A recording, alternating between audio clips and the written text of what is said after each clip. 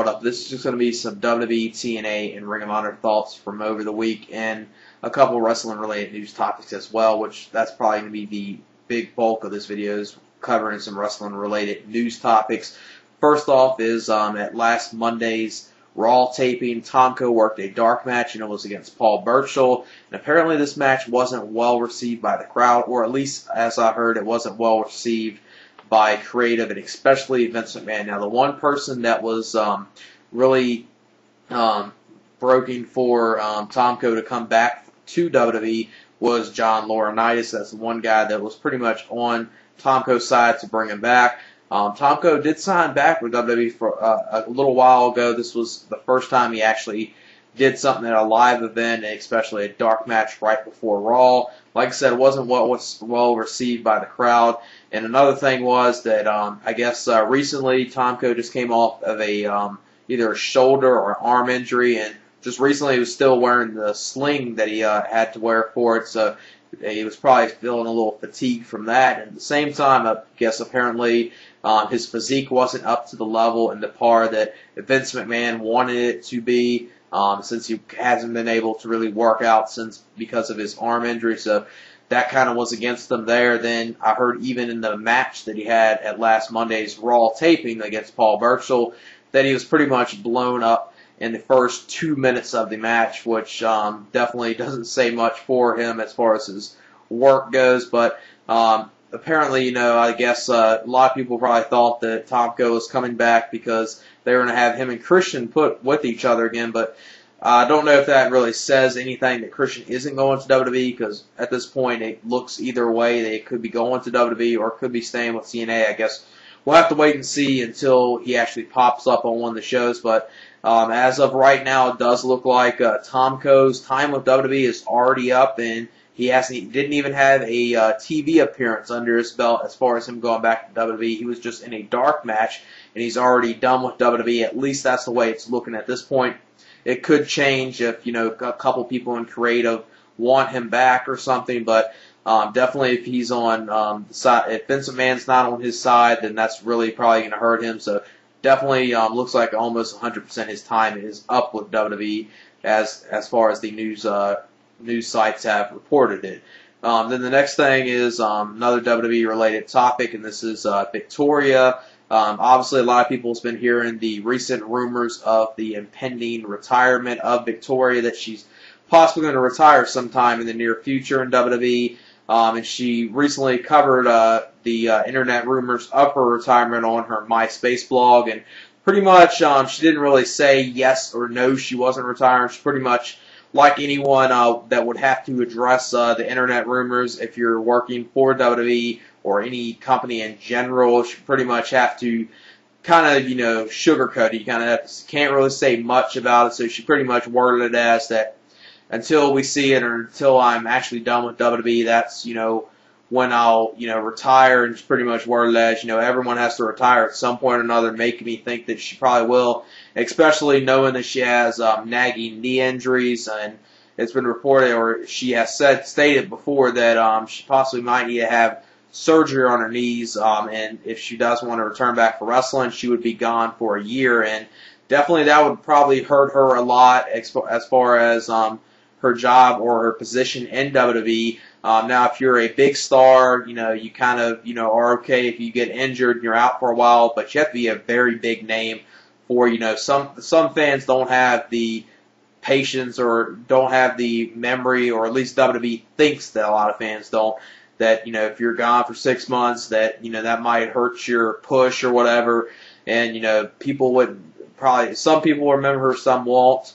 So it kind of hurts her in that way. So I guess she kind of is just going through the motions right now and seeing where she has to go. So maybe she'll stay with WWE for a while. Maybe she'll keep just in small roles like what she's doing now, pretty much in tag matches and 6-woman tags. Pretty much do that over just singles matches, especially WWE's women's division, especially the brand she's on SmackDown. She doesn't really have to do much as far as in-ring work, so she probably could still be some type of role on WWE TV, and especially, she's been with WWE for a while anyway. She's probably one of the she's definitely the last of, I guess you could say, Attitude Era divas that are actually still in WWE, and she's been pretty much with WWE if you count her role that she played as one of the Godfather's hoes back in either 98 or 99. That she's pretty much had some type of role within WWE, at least for the most part, for the last 10 years. You know, some breaks in between, but not much. And not that many women's wrestlers in WWE can say they've, you know, had a job with WWE, or especially mainstream wrestling, for that long of a stay, and, you know, still some predominant role on TV. Then another topic is TNA. They recently TNA recently re-signed LAX, Homicide, and Hernandez to a new deal, which this deal is a 3-year deal for both of them, and they'll be with TNA for the next 3 years, so their contracts will not expire until 2011. Definitely good news there. Hopefully now with them under a new contract, and especially a pretty good deal for a 3-year deal, hopefully TNA will finally start doing something with them. Obviously, they're not going to be a team probably for that whole entire time. I'd say maybe half that time they might still be a team. I see them being most likely still a team most of 2009. Then they'll probably break them off where Hernandez will be a main event star, and most likely, even though I would like to see Homicide in the heavyweight ranks, they'll most likely put him in the X Division ranks. But either way that goes, you know, that could work out. Hopefully they keep him as a team for a little while longer. Because they're them and the Motor Machine Guns, you know, those two teams. If they push both of those teams right and utilize them well, then you really could rejuvenate and help out the tag team division a lot. And another thing I want to discuss is WWE. Their WWE topic here is they're going to be bringing back the old WWE show that used to air on TV back in the late 80s and early 90s, and even late 90s, mid to late 90s, which was the WWE Superstars show. And apparently they're going to air this on the WG network, which is a nationwide network. It's a Chicago network, but it's on, you know, all cable outlets and all satellite outlets. Just the one thing I'm wondering is, obviously this doesn't affect me, but I know a few people that live in the Chicagoland area, and I guess apparently the WG network's not the same as it is for us. To them, it's a local network, so I don't know how that'll be handled in that area as far as the WWE Superstars airing. Since that's a very big market for WWE, I would think they would try to figure something out, or maybe try to get the WG affiliate in Chicago to air locally on the WG network there. It's just kind of weird, because I remember that was one of the issues back when they thought that was the network that they were going to get on for SmackDown other than my network. So I guess, you know, if you live in that area, which probably some people viewing this might, then I guess you'll just have to wait and see how you'll be able to view that. Then, you know, the movie The Wrestler just had its premiere back on Wednesday of last week, and apparently it's been getting a lot of good press, a lot of good reviews. Definitely cannot wait to see it. Unfortunately, you know, unless you live in New York or Los Angeles, and I think it's even a very limited release in both those cities, then you'll have to pretty much wait for the most part. It's going to get more of a national release starting mid to late January. I know in my state of Virginia, I know pretty much what I've looked at so far as where it will be in theaters at. Pretty much the closest to me is Richmond, which is about 2.5 to 3 hours, you know, especially with traffic. And then Norfolk, which is even further away. So pretty much that kind of sucks, because this actually would be a movie that I would go see in theaters. So it'd probably be, for a lot of people, be one of those movies that people will, you know, see when it comes out on DVD, or, you know, other means as far as the internet, you know, like DVD screeners or R5s that will obviously get leaked at some point or another. So either way, I'll be able to see the movie probably, you know, within before it actually comes out on DVD. Definitely can't wait to see it, because it's one of those movies that I really am looking forward to. Anyone that hasn't seen the trailer for the movie, I pretty much will say that if you see the trailer for the movie, it's one of those trailers that they did in a good way where it will really hype up the movie. And I've heard, you know, people even say that they're not even fans of wrestling, but the way the trailer is presented, the story of the movie, that people actually want to see it. So that's good that it's obviously going to be one of those movies for the first time. It seems like we're actually going to get a good wrestling movie as far as it being a good, serious wrestling movie. Even though, you know, I hate to admit it, I do like the Ready to Rumble movie that David Arquette did. It's more of a comedy than anything, but it's still kind of funny. So thankfully now we'll actually get a, you know, serious wrestling film. As far as reviews, definitely sounds like it's good, and definitely a lot of good press for Ring of Honor for this film, as I heard, because even the filmmaker, Dan Aronofsky, has mentioned Ring of Honor by name in interviews, so definitely a good thing for them to get involved with this filming, you know, possibly get their name out even more, which definitely is a good thing.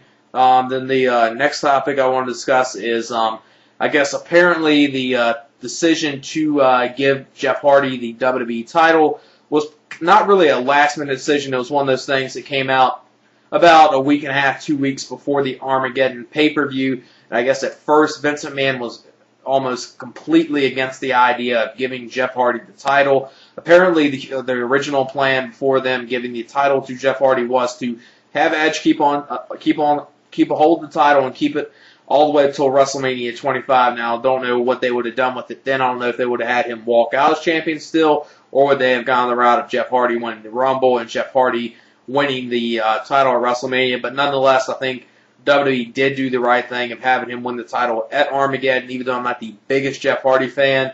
But I know a lot of people that are, you know, big Jeff Hardy fans and been wanting him to have this title for so long that I don't know if it could have waited, you know, an extra 3-4 months for WrestleMania. I think the hype of him winning the title would have, you know, gone down. And another thing, it would have been so predictable of him, you know, having the shot at WrestleMania, Edge having this title for, let's say, you know, all the way from Survivor Series till WrestleMania, which is at least 5-6 months. And, you know, it would have been so predictable. So I think they obviously went the best route there. And I guess the tentatively scheduled plan right now is for Jeff Hardy to possibly keep the title all the way to WrestleMania, unless, you know, the only way that plan will change is, you know, if WWE wants to change it, since it's been broke on the internet that that's what their plan is. I do see him walking out as champion still after the Royal Rumble. You most likely will see him and Edge at the Royal Rumble. At least that's what the big rumor is right now as far as that pay-per-view goes. And another thing I want to discuss is two title changes that happened at a recent FIP show.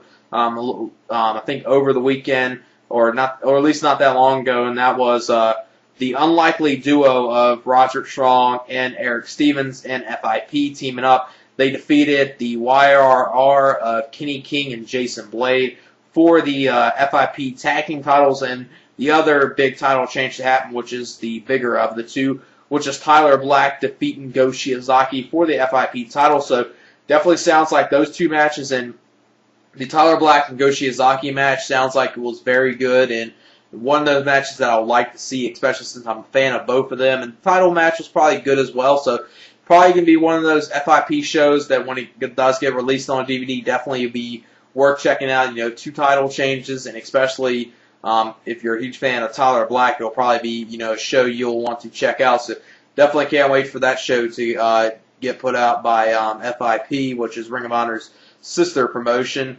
And other thing is, this is kind of wrestling related topic mixed in with a little MMA, which is like MMA, some MMA news. And I guess you know, everyone probably already knows, you know, Bobby Lashley had his first MMA fight recently. He did win his first MMA fight, and I guess in a recent interview he's been discussing, you know, what does they kind of asked him, what do you think as far as your future in the mixed martial arts world, or where do you see yourself going? And I guess apparently with, you know, now with Brock Lesnar being the UFC champion, he's looking for maybe try to get something for him to get to the UFC, which it will not shock me if he gets, if Dana White wants him, because just that would be, you know, I think a big fight that some people would want to see.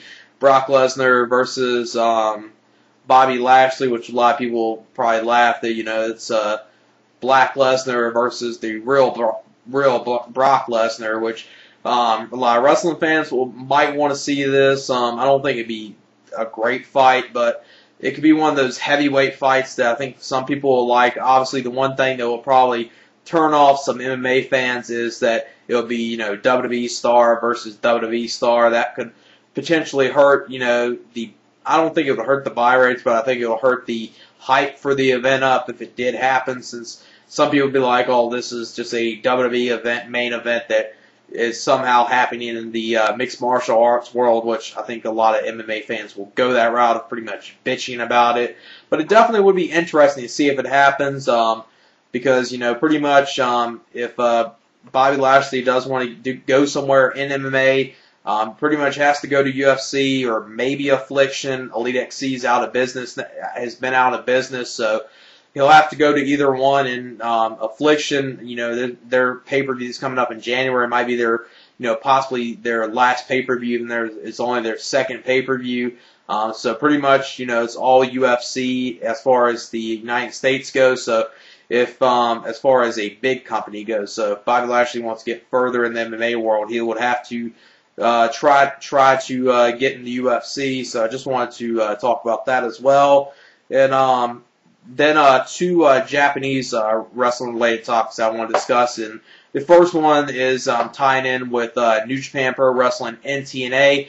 And as a lot of people probably already know, coming in January, they're going to have the Wrestle Kingdom 2 show, which is going to be a showcase of TNA versus New Japan talent with a couple New Japan matches, and I think Mystico is going to be on there as well. So definitely it's going to be an interesting show. Definitely can't wait to see it. And it's actually going to be a Global Impact special, so they're going to have Global Impact number 2 in 2009, probably, a couple weeks after the show happens, like they did back earlier this year in 2008. So definitely that'd be something to look out for. And the other thing, which is this is Pro Wrestling Noah news, which I pretty much never really cover too much of them. I am a fan of their organization, but not that much as far as news topics to discuss, but from them. But this is definitely a pretty big one, and kind of shows that not only in the U.S. but even in Japan that the wrestling industry is really hurting, because apparently the Japanese cable network, the Nippon Network TV, which has been airing pro wrestling all the way dating back till 1955, and apparently Pro Wrestling Noah has a weekly show on there. And I guess starting in March of 2009, it'll be the first time that this network, since 1955, that they haven't aired pro wrestling or some pro wrestling material. So definitely showing that, even Japan pro wrestling's kind of hurting there. And, that shows how long the lineage of pro wrestling is from Japan. That's pretty much that they've had, Pro Wrestling Noah or some type of wrestling, they have had wrestling, like New Japan, All Japan, or dating back even further than that on that network, dating back since 1954. So definitely shows that, like I said, how much it's hurt. The wrestling industry is hurting not only in the U.S. but in Japan as well. But as far as, attendance sales or whatever, I know that the Dome show, which is the TNA versus New Japan show, the Wrestle Kingdom 2 show, I know that will really do good business for Japan as far as the wrestling industry goes. And I guess apparently Kaz got re-injured again, so he is one of those guys, I would say, that's very injury prone, and I guess, he's obviously the one playing the suicide gimmick, so I guess apparently since they want to obviously keep the character alive, and since they pretty much just debuted the character, and since he's injured, they're going to have someone else play the gimmick for a little while, get under the mask and the outfit. So obviously, I don't know if we'll notice any difference. Obviously, they'll have to get some wrestler with some type of the same build and same height. So I pretty much will. I don't know if it's going to be anyone that's already in TNA. I could see them just going the route of it being maybe some local Florida independent wrestler, and they just have him portray the character until Cass is actually able to come back. And just the other thing I want to throw out is that I'll be doing a Q&A probably either Friday or Saturday of this week. So I already got a good amount of questions, but if you want to send any more in, just send them through a comment on my channel or through a message. And other thing I just want to throw out is just to kind of throw this out. After I do the Q&A, which before that I'll probably next couple days you'll probably see a few Ring of Honor DVD reviews. Now, like I said, I'll do a Q&A. Then, as the year is coming to the end, I want to do kind of a series of videos, kind of thoughts on 2008, kind of 3 different subjects I want to cover. One's going to obviously be, this year in wrestling. The other one I want to discuss is the hip-hop industry of 2008. So that would probably be one that if you're into hip hop, watch. If you're not, just that's one of those videos you could skip. Another one I want to discuss is movies in 2008. So pretty much, thoughts of 2008 with movies, hip hop, and wrestling. So I know pretty much a lot of people will be probably within the next week or so, be giving their thoughts out in 2008. I'll probably when I do the wrestling thoughts of 2008, I'll go through the year, talk about what kind of happened, what I thought was good, what I thought was bad, and probably I'll even do what I thought was wrestler of the year, match of the year, stuff like that as far as categories, as far as awards as well. So just want to throw that out. All right, peace.